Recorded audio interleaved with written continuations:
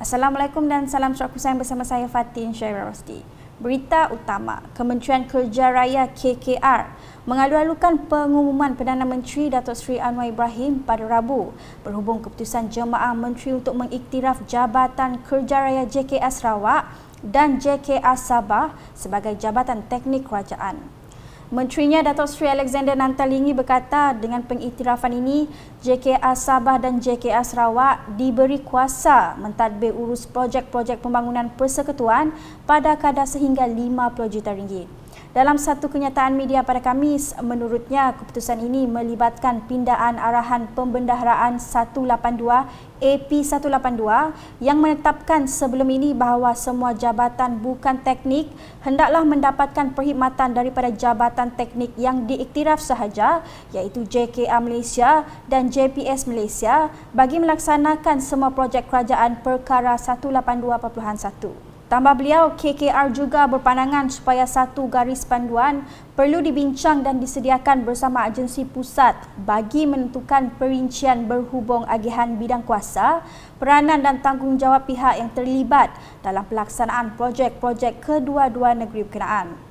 Datuk Seri Alexander menjelaskan mengenai status pelaksanaan projek Lebuh Raya Pen Borneo, KKR ingin memaklumkan bahawa sehingga kini pelaksanaan fasa 1 projek Lebuh Raya Pen Borneo LPB Sarawak dan Sabah masing-masing telah mencapai kemajuan fizikal 91% dan 73%. Kata beliau, keseluruhan fasa 1 LPB Sarawak dijangka siap pada akhir tahun ini 2023 kecuali bagi pakej 11 Lambeh dan Beluru yang dijangka akan siap pada tahun 2024 berikutan terdapat perubahan skop projek. Malah untuk fasa 1 LPB Sabah pula ia dijangka siap sepenuhnya pada akhir tahun 2025. Laporan seterusnya, penyerahan kuasa yang membolehkan kerajaan Sabah dan Sarawak meluluskan projek-projek pembangunan bernilai bawah RM50 juta akan mengurangkan karenah birokrasi. Ketua Setiausaha Politik kepada Primer Sarawak, Fazruddin Abdul Rahman berkata, ia sekaligus dapat mempercepatkan pelaksanaan projek-projek untuk rakyat. Dalam satu kenyataan pada Rabu katanya, ia juga membolehkan birokrasi tertentu dipintas dan mengurangkan birokrasi dalam melaksanakan projek pembangunan di kedua-dua negeri terbabit. Selain itu, ujarnya ia akan memberi ruang kepada Sarawak dan Sabah untuk mempunyai lebih kuasa dalam pembangunan yang dilaksanakan. Pada masa sama, adu tupung itu berharap lebih banyak pemulihan dan pengembalian hak-hak Sarawak dan Sabah oleh Kerajaan Persekutuan.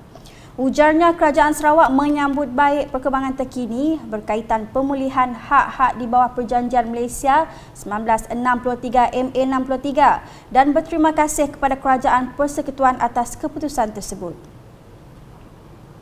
Dalam perkembangan lain, Ketua Masyarakat dan Ketua Kaum KMKK di bawah kawasan penghulu Abang Noruddin di sini telah menganjurkan majlis makan malam dan suai kenal bertempat di DN Selera Kampung Hilir pada Rabu.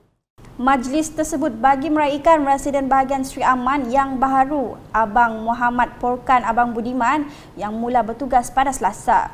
Beliau menggantikan Sirai Daha yang berpindah ke Kementerian Industri, Makanan, Komoditi dan Pembangunan Wilayah Sarawak. Semasa berucap, Abang Muhammad Porkan memberi penekanan kepada peranan KMKK amat penting dalam merencana pembangunan yang mampan untuk kampung dan seluruh kawasan Sri Aman.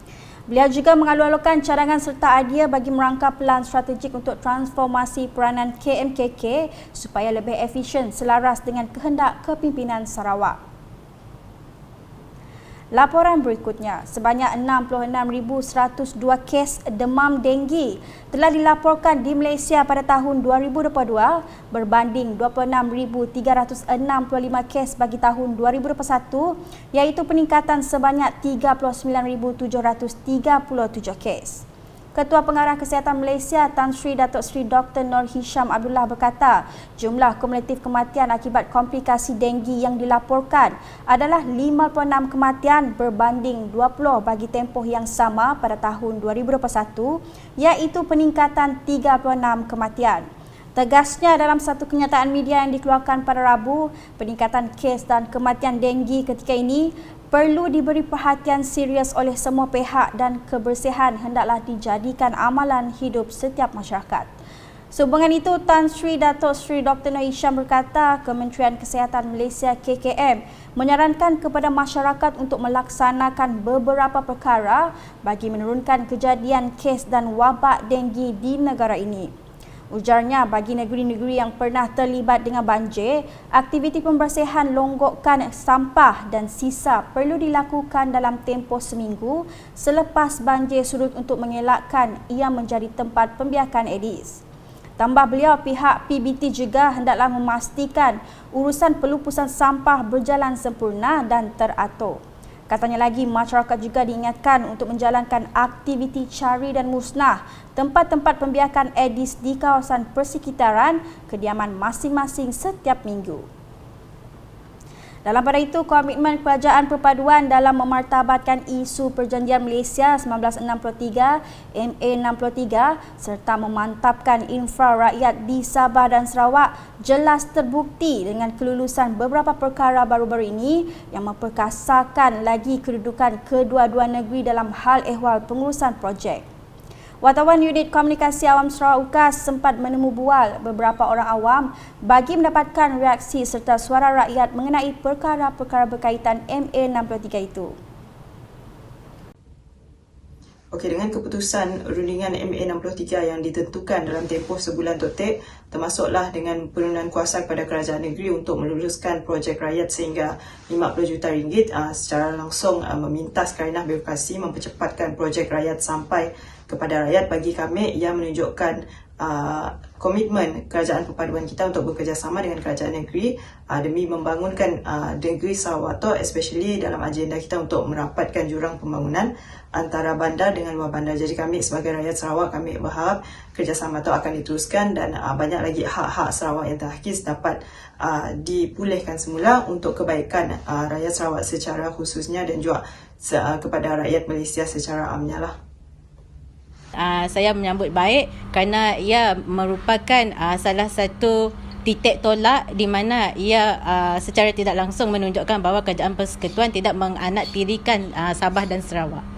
Kerajaan Persekutuan telah memberikan penurunan kuasa kepada kerajaan negeri untuk mengurangkan karenah birokrasi daripada pembangunan infrastruktur dan kelulusan daripada kerajaan pusat, dan ini akan menjadikan kerajaan negeri boleh membuat keputusan dengan cepat dan pembangunan negeri boleh dilakukan dengan secepat dan sebaik mungkin. Dan sekiranya penurunan kuasa itu diberikan kepada kerajaan negeri, maka ianya lebih bersifat responsif dan kerajaan negeri boleh membuat keputusan dengan cepat dan pembangunan PEN Borneo itu boleh berjalan dengan lancar dan memudahkan rakyat untuk menggunakan infrastruktur tersebut. Syukurlah dengan keputusan Kerajaan Persekutuan sebabnya dah menetabatkan isu MA63 tu lah. Dengan keputusan tu, segala projek yang tergendala di Sarawak dapat diselesaikan dengan secepat mungkin lah. And then supaya rakyat Sarawak dapat makin kemudahan yang kelak lah. Sekian edisi malam bersama saya Fatin Syahira Rosdi. Berita lebih lanjut boleh didapati di semua platform media sosial UKAS termasuk portal ukas.sarawak.gov.my dan UKAS Channel di YouTube. #menyebarfakta. Salam UKAS.